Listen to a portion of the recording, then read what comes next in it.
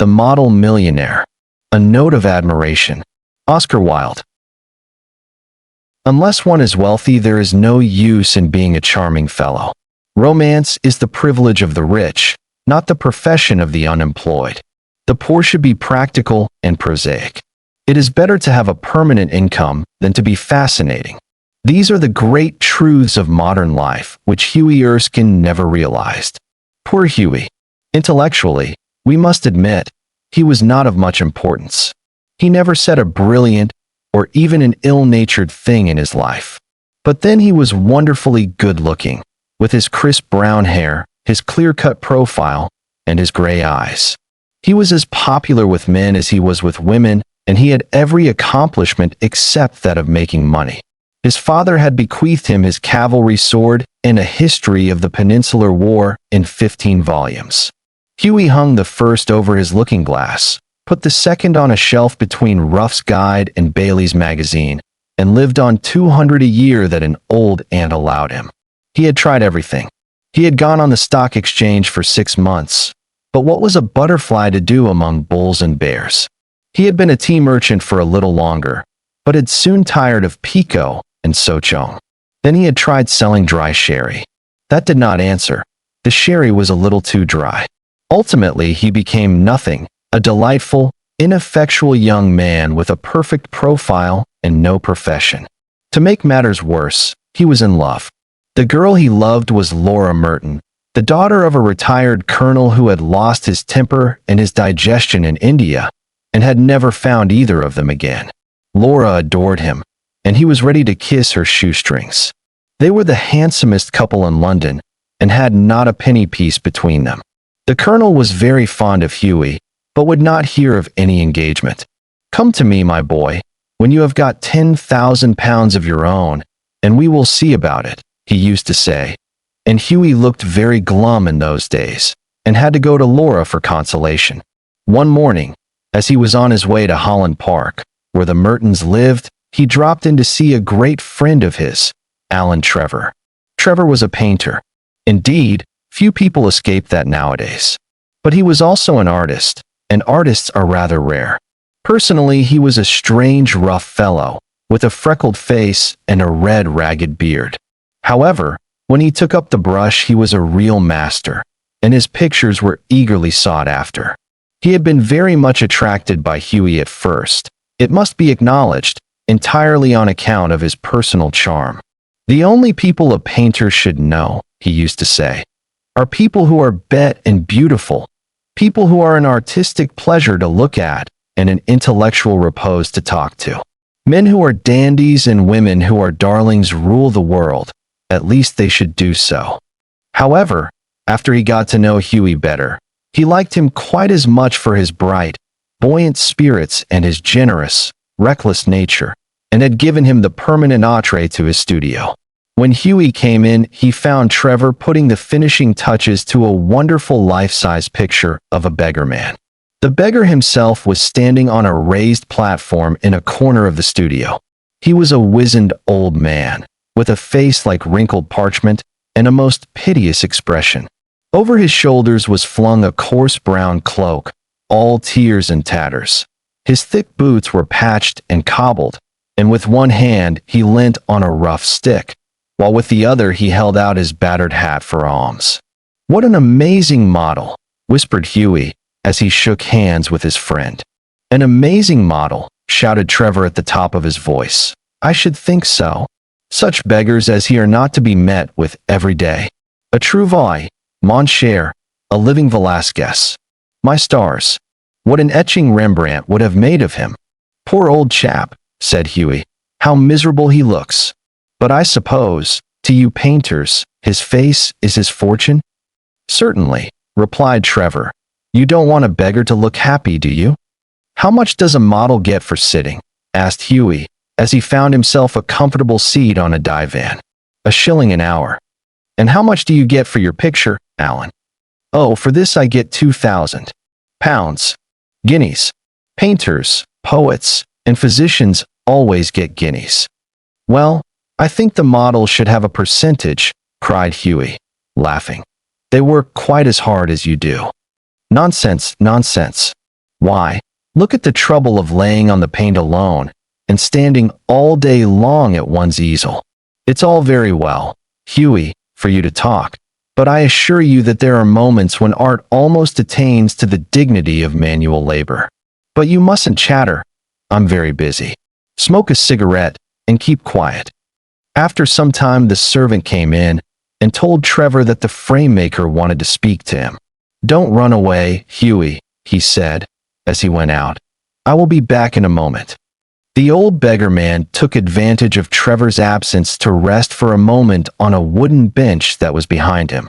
He looked so forlorn and wretched that Hughie could not help pitying him and felt in his pockets to see what money he had. All he could find was a sovereign and some coppers. "Poor old fellow," he thought to himself. "He wants it more than I do, but it means no hansoms for a fortnight."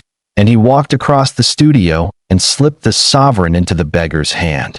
The old man started, and a faint smile flitted across his withered lips. "Thank you, sir," he said. "Thank you."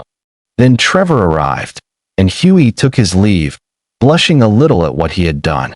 He spent the day with Laura, got a charming scolding for his extravagance, and had to walk home.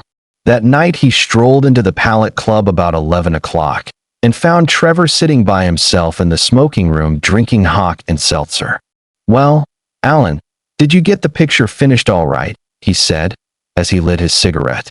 "Finished and framed, my boy," answered Trevor. "And, by the by, you have made a conquest. That old model you saw is quite devoted to you. I had to tell him all about you, who you are, where you live, what your income is, what prospects you have." "My dear Alan," cried Hughie, "I shall probably find him waiting for me when I go home. But of course you are only joking. Poor old wretch. I wish I could do something for him. I think it is dreadful that anyone should be so miserable. I have got heaps of old clothes at home. Do you think he would care for any of them? Why, his rags were falling to bits." "But he looks splendid in them," said Trevor. "I wouldn't paint him in a frock coat for anything. What you call rags I call romance. What seems poverty to you is picturesqueness to me. However, I'll tell him of your offer." "Alan," said Hughie seriously, "you painters are a heartless lot." "An artist's heart is his head," replied Trevor. "And besides, our business is to realize the world as we see it, not to reform it as we know it. Au chacun son métier. And now tell me how Laura is." The old model was quite interested in her.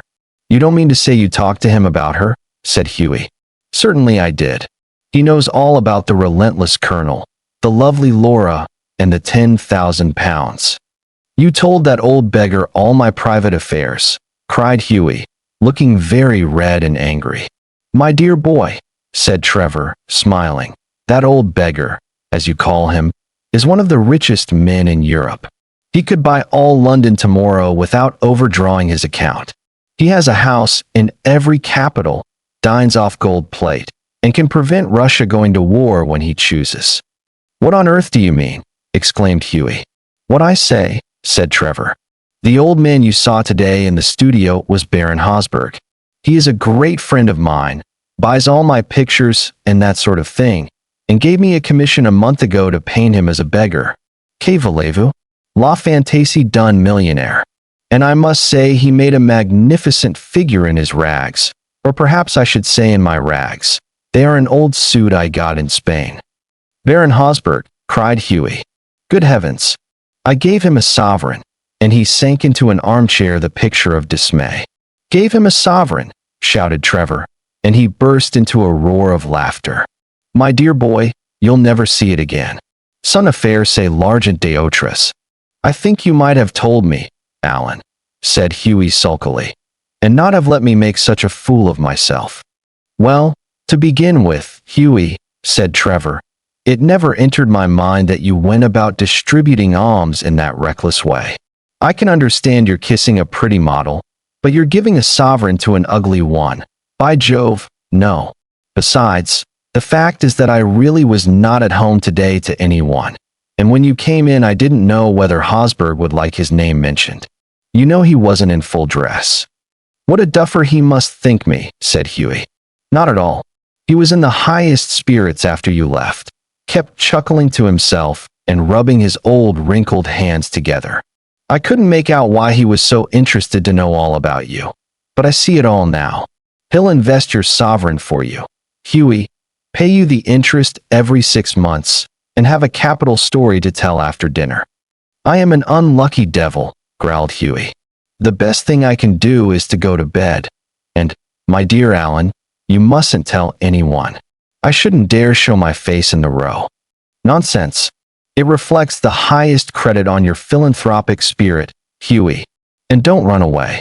Have another cigarette, and you can talk about Laura as much as you like. However, Hughie wouldn't stop, but walked home, feeling very unhappy, and leaving Alan Trevor in fits of laughter. The next morning, as he was at breakfast, the servant brought him up a card on which was written, Monsieur Gustave Naudin, de la part d'M. Le Baron Hosberg. I suppose he has come for an apology, said Hughie to himself, and he told the servant to show the visitor up. An old gentleman with gold spectacles and gray hair came into the room, and said, in a slight French accent, Have I the honor of addressing Monsieur Erskine? Hughie bowed. I have come from Baron Hosberg, he continued.